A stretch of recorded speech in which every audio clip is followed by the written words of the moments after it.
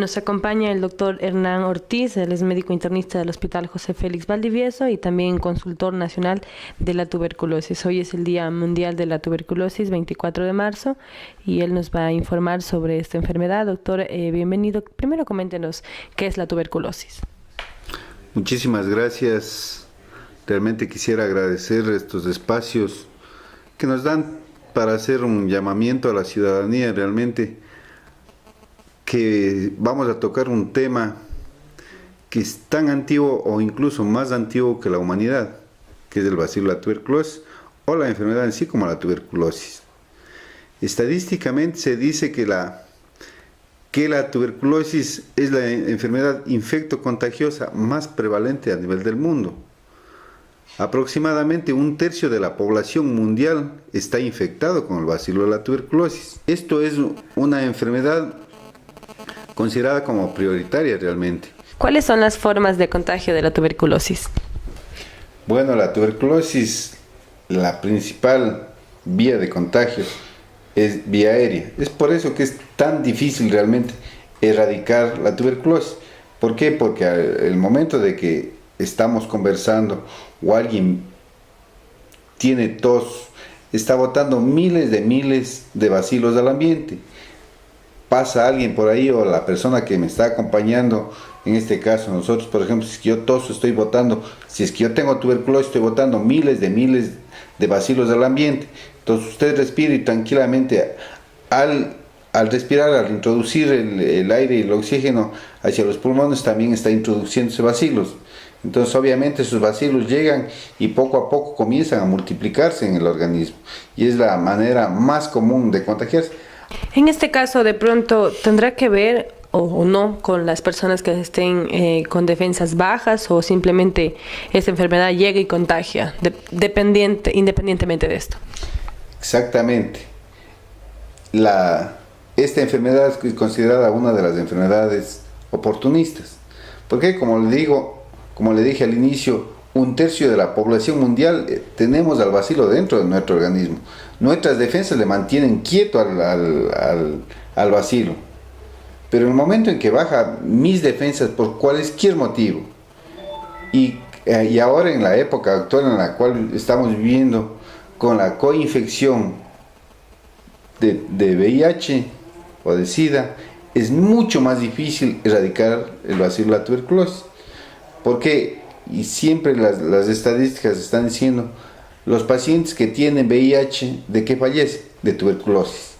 Entonces, por eso se recomienda a un paciente incluso que tiene VIH, darle tratamiento primeramente para la tuberculosis y ahí, después de eso, comenzar con terapia antirretroviral. Obviamente, todo paciente tiene que ser tratado individualmente, ¿no es cierto? A unos vamos a ver si es que tiene muchos síntomas, o primeramente si es que tiene o no tiene tuberculosis. Si es que no tiene tuberculosis, va a estar obligado a hacer darle profilaxis para la tuberculosis. Y si es que tiene la enfermedad, vamos a tratar ya la enfermedad de la tuberculosis.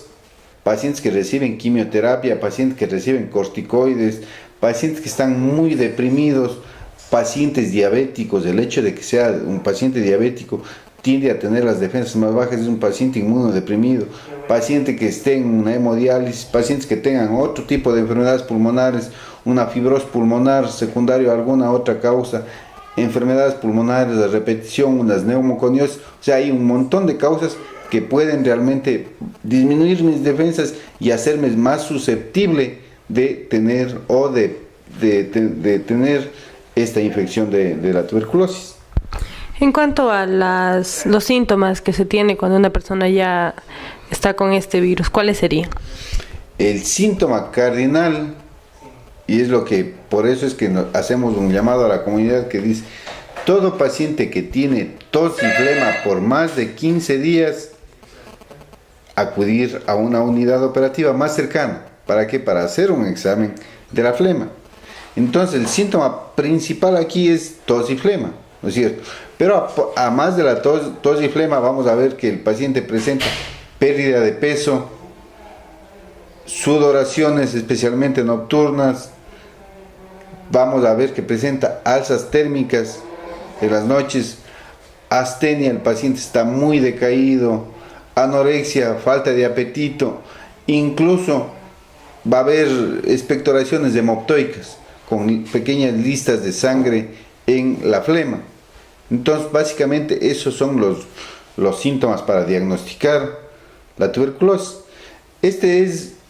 Uno puede sospechar de que tiene el paciente la tuberculosis, ¿no es cierto? Clínicamente llega un paciente y me refiere estos síntomas que le acabo de mencionar, y yo puedo sospechar que tiene tuberculosis.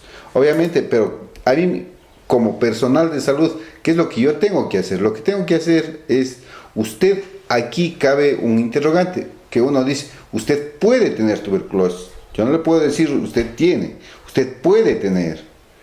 En el momento en que yo digo eso, tengo que hacer un diagnóstico ahora bacteriológico. ¿En qué? En que yo tengo que demostrar que el bacilo esté o no esté ahí. ¿Cómo hago? Entonces ahí pido un examen de esputo de la flema, ¿no es cierto? Y mando al laboratorio. En el laboratorio, ahí directamente van a ver el bacilo, si es que está presente en la muestra.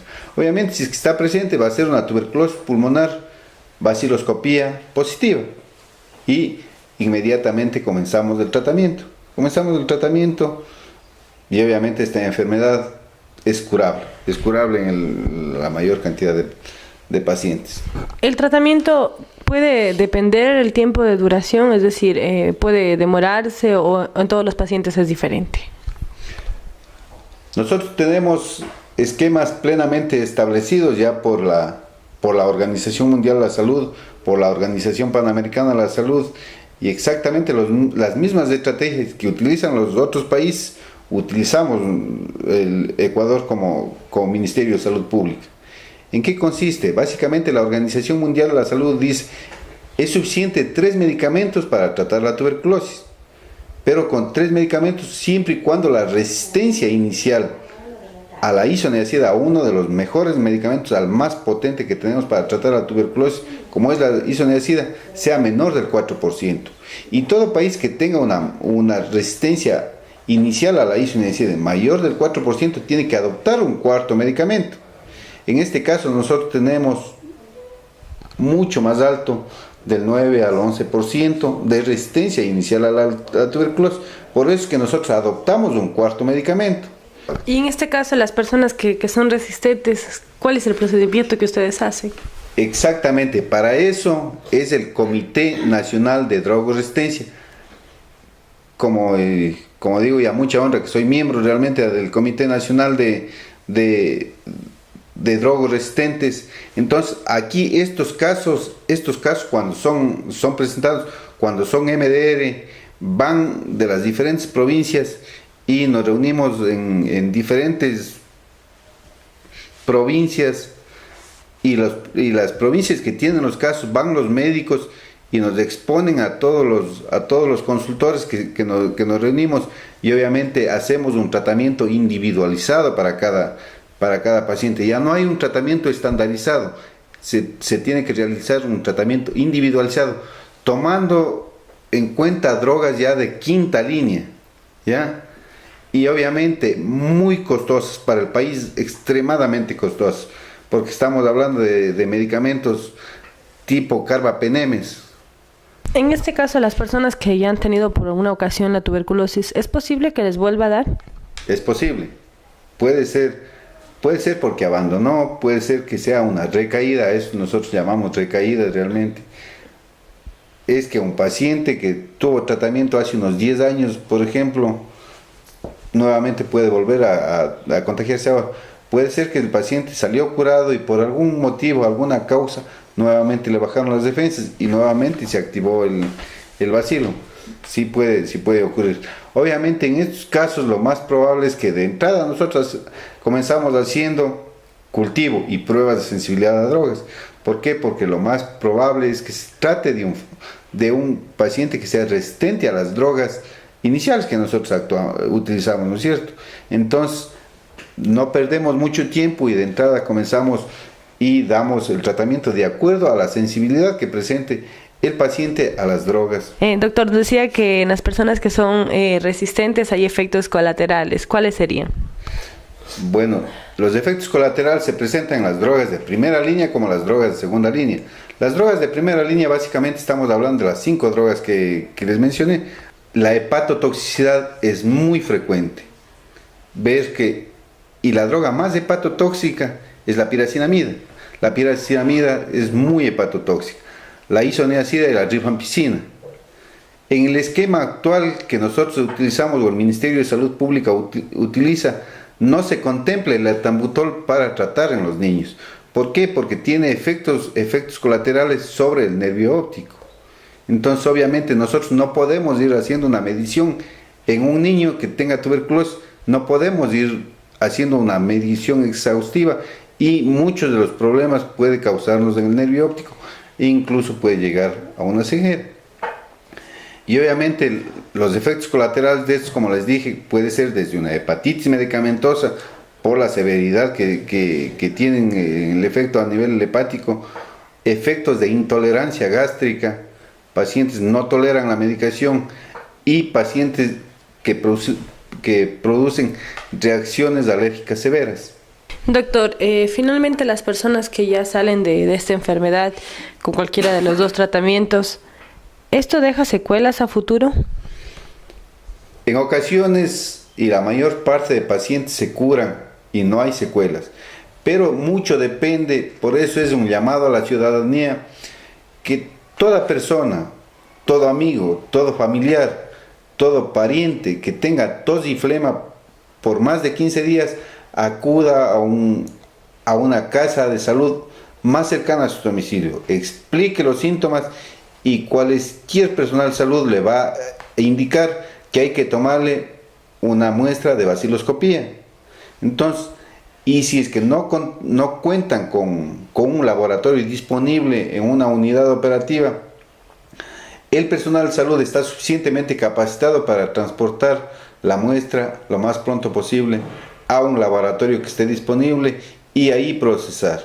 Y obviamente todos los que hacemos el personal de salud estamos capacitados para ir, en caso de que sea positivo, buscar al paciente y comenzar el tratamiento lo más pronto posible. ¿Ya? Entonces, si es que nosotros nos tratamos tempranamente, y volviendo a su pregunta, no vamos a tener ninguna secuela, y nos vamos a curar como cualquier enfermedad, como una neumonía, como una gastritis, como cualquier enfermedad, se va a curar la tuberculosis. El problema está en que nosotros dejemos pasar mucho tiempo y el daño pulmonar del bacilo va a ir causando poco a poco. Incluso vemos que hay pacientes que tienen una fibrosis pulmonar secundaria a tuberculosis o post-tuberculosis muy severa y los síntomas respiratorios que los pacientes presentan son muy graves realmente.